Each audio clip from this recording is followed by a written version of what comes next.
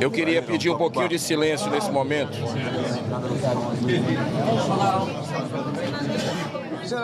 Podemos começar? Podemos começar? Ok? Silêncio! Paz e bem a todos vocês, sejam muito bem-vindos aqui, muito obrigado pela presença aqui da imprensa brasileira, pela presença de parlamentares aqui, tanto da Câmara como do Senado. A grande crise que a gente vive no momento não é uma crise econômica, não é uma crise política, é uma crise moral. A mãe de todas as crises nós estamos vivendo na nossa nação. Então, a partir dessa premissa, nós tivemos aí um hiato de cerca de 1 ano e meio, sem pedidos de impeachment, aqui na Casa Revisora da República. Mas durante esse período, nós acompanhamos e catalogamos uma série de abusos, de vilipêndios à Constituição do Brasil. E, curiosamente, acredito até que pela oração de muitos brasileiros que estão se sentindo injustiçados, com medo de se posicionar, inclusive nas redes sociais, nós tivemos um momento ontem de uma coincidência extrema. Me reuni pela manhã com senadores e deputados para apresentarmos juntos um pedido coletivo de impeachment, que transcende, quero deixar muito claro aqui, essa questão de ser de direita, de esquerda, contra governo e a favor do governo. É muito mais que isso esse momento que a gente está vivendo. Não é questão de ser de oposição, é questão de defender verdadeiramente a democracia do Brasil, de respeitar a lei do Brasil. Então, na conversa que nós tivemos ontem pela manhã, elencamos uma campanha nacional a partir de deputados e senadores capitaneando, já que nós tivemos há 2 anos atrás, em 2021, na verdade, um pedido de um jornalista, Caio Coppola, capitaneado por ele, que rendeu aí cerca de 5 milhões de apoiamentos de brasileiros no pedido do impeachment de Moraes. Esse pedido, eu e outros colegas senadores, entregamos pessoalmente aqui do lado, nas mãos do presidente Rodrigo Pacheco, tudo registrado. E ontem nós percebemos que era o momento de iniciar um novo pedido de impeachment, tendo em vista que até um brasileiro, e está a família dele aqui hoje, morreu sob a tutela do Estado a partir de um pedido de liberdade da PGR, o Clériston Pereira da Cunha, que tinha comorbidades, pediu diversas vezes a sua defesa e o ministro Alexandre de Moraes ignorou e ele morreu sob a tutela do Estado na Papuda. Aqui eu vou rapidamente passar alguns pontos para vocês, porque não tínhamos ideia, não estava no radar de nenhum de nós, a matéria escandalosa da Folha de São Paulo, que foi liberada por volta das 18 horas de ontem. Eu subi à tribuna do Senado por volta de 14h30, relatando esse pedido de impeachment que a gente estava, com base nesses pontos, iniciando uma campanha nacional. Nós vamos manter o rito combinado ontem pela manhã com os deputados e senadores, no aspecto de iniciar essa campanha hoje com os brasileiros e no dia 7 de setembro nós vamos recolher os apoiamentos de parlamentares, de juristas, de brasileiros em geral, população, e vamos fechar no dia 7 de setembro a coleta de assinaturas, o apoiamento dos brasileiros, para no dia 9 de setembro, se Deus quiser, nós apresentarmos aqui na presidência do Senado esse pedido, que pode ser talvez o maior pedido de impeachment que a gente já teve na história do Brasil. Nós estamos vivendo os 200 anos do Senado Federal, o bicentenário dele. E eu quero colocar aqui em linhas gerais do pedido que nós estamos iniciando essa campanha de impeachment do ministro Alexandre de Moraes. Item 1, violações de direitos constitucionais e humanos. 2, violação ao devido processo legal e ao sistema acusatório do país. Abusos de poder.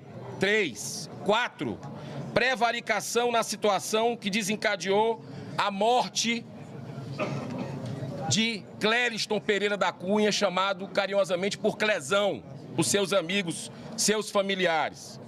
Desrespeito ao Código de Processo Penal com a utilização da prisão preventiva como meio de constrangimento para a obtenção de delações premiadas.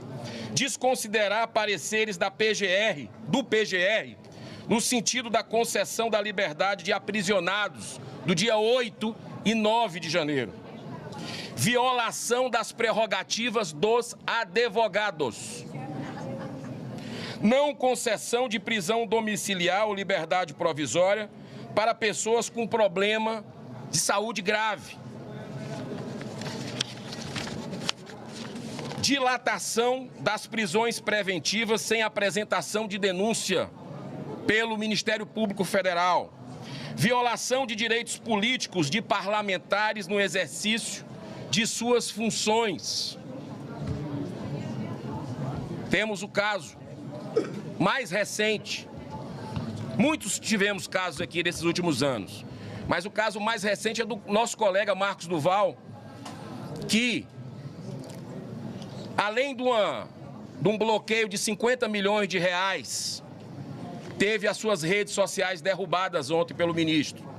E a gente sabe que calúnia, difamação e infâmia, e eu não concordo particularmente, acredito que nenhum de nós concordamos com ofensas a pessoas, nós respeitamos as pessoas, mas tem calúnia, difamação, injúria, para que se busque a justiça quem está se sentindo vilipendiado, né? Então, não é numa canetada que se resolve isso. Utilização indevida, item 11, de recursos tecnológicos do TSE para embasar investigação do STF com a produção de relatórios paralelos. Aí já entra. Ontem, nossas assessorias estão trabalhando, desde ontem, buscando, porque parece que é a ponta do iceberg que foi revelado pelo jornal Folha de São Paulo. Teremos, parece que, dito pelos próprios jornalistas, outras matérias, e esperamos que, de alguma forma, possa substanciar até o protocolo do pedido de impeachment no dia 9 de setembro. O Twitter Files Brasil, que foi revelado recentemente e que repercutiu no exterior, inclusive o que está acontecendo no Brasil, porque, no nosso entendimento, nós não vivemos uma democracia em nossa nação, infelizmente. Vivemos uma ditadura da toga. E segundo Rui Barbosa, que é o patrono do plenário do Senado Federal, ele dizia que a pior ditadura é a ditadura do judiciário, porque contra ela não tem a quem recorrer. Mas o Senado precisa cumprir o seu dever constitucional, porque só ele, a Constituição, nos dá, como senadores, a prerrogativa de fazermos investigações sobre o ministro do Supremo. E, por último, a interpelação do Congresso norte-americano sobre as violações de direitos por parte de Alexandre de Moraes. Então, eu queria, nesse momento aqui, dizer que, com muita serenidade, com muito equilíbrio, nós temos parlamentares aqui de vários partidos. Eu tenho uma postura, desde que cheguei aqui, também de posicionamento sobre eventuais abusos que estão acontecendo a partir do judiciário. Tenho independência. Isso não é uma questão, repito, de ser ligado a um partido ou a outro, é independência.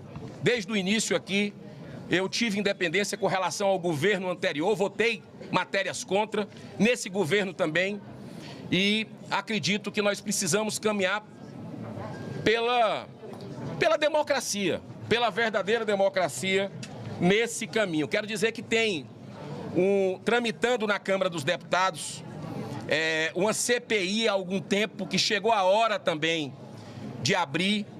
Já vi outros colegas também falando que é a CPI de abuso de autoridade, que é a autoria do deputado Marcel Van Hatten. Temos também outros colegas que vocês podem ter notícias em pouco tempo, da Câmara e do Senado, que estão vendo a possibilidade de CPI com as revelações da Folha de São Paulo também. E eu acredito que isso faz parte do processo democrático, sem pré-julgamentos, mas que a gente possa avaliar o que está acontecendo com a nossa nação nesse momento emblemático que nós estamos vivendo, onde um dos maiores policiais, por exemplo, dando um caso, tem dezenas, centenas de casos, mas Silvinei Vasquez, um dos policiais reconhecidos internacionalmente no período como o maior, que mais apreendeu drogas, e dinheiro às vésperas da eleição, que supostamente seriam para compra de votos. Fica a pergunta, será que é vingança de um sistema? Revanche? Ele passou um ano de forma arbitrária, preso, com pessoas extremamente, inclusive, perigosas.